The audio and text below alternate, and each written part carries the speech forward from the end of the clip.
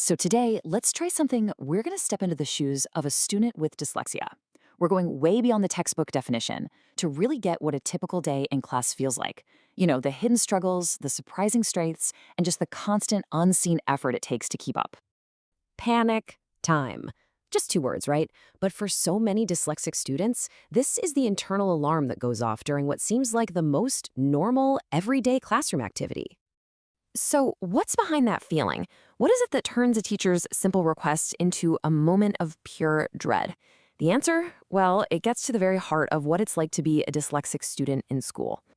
Okay, so let's start by digging into what we're calling classroom panic time. A look at how these everyday tasks actually feel when your brain is wired just a little bit differently. I want you to imagine this. The teacher asks you to read a paragraph out loud. For a student with dyslexia, the words on the page might start to dance, or blur, or even flip around. It turns reading into this high-pressure performance.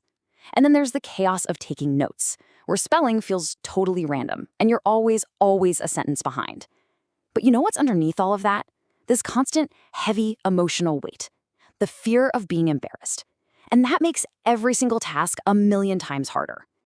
Let's just really sit with this metaphor for a second. A race you can't win.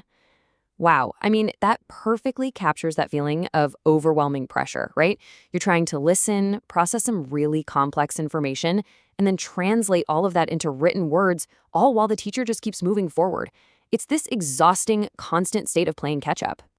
And all of this leads us to the single most important, most critical misconception we have to bust right now. This is not, and I really want to be clear here, it is not about a lack of intelligence. Here's the thing. The challenge isn't with thinking. It's with the translation of written symbols. A dyslexic student can grasp incredibly complex, abstract ideas. The roadblock, the bottleneck, is the text itself. It's the system we've all decided to use to encode and share information. So you've got this split, right? On one side, you see the challenges our traditional system throws up, these text-heavy assignments, these written exams.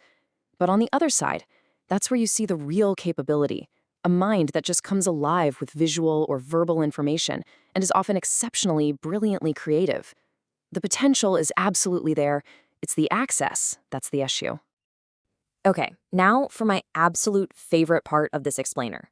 Because having a brain that works differently doesn't just mean you face challenges. It often comes with this unique set of, well, you can think of them as superpowers. And these strengths are huge. We're talking about an incredible ability for three-dimensional visual thinking and seeing the big picture.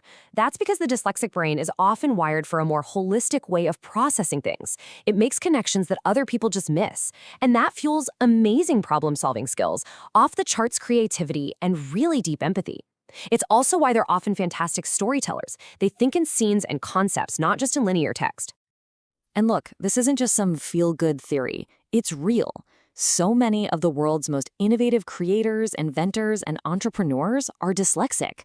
Their success didn't happen in spite of their dyslexia. In a lot of ways, it happened because of it.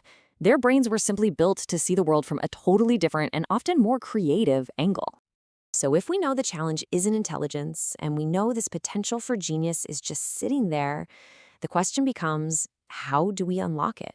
What can all of us, teachers, parents, even classmates, do to help? Well, it really comes down to four key things. First up, technology is a total game changer. Tools like text-to-speech can just remove that decoding barrier completely. Second, teacher understanding is absolutely crucial, allowing for different ways to show what you know, like giving an oral presentation instead of writing an essay. Third is peer support. Simple kindness from classmates can change everything. And finally, and maybe most importantly, we have to focus on building their confidence by celebrating their strengths, not just focusing on their struggles. And that brings us full circle, doesn't it? A day in class can feel like you're running a marathon while everyone else around you gets to sprint. The effort is immense. It's exhausting, for sure. But it also builds this incredible resilience and perspective. They might take a different path, but they often see a whole lot more of the landscape along the way. So that leaves us with one big question. Instead of asking students to run a race that wasn't designed for them, how can we redesign the race itself? How do we build a system where every single kind of thinker has a genuine chance to cross that finish line and show us their own unique kind of brilliance?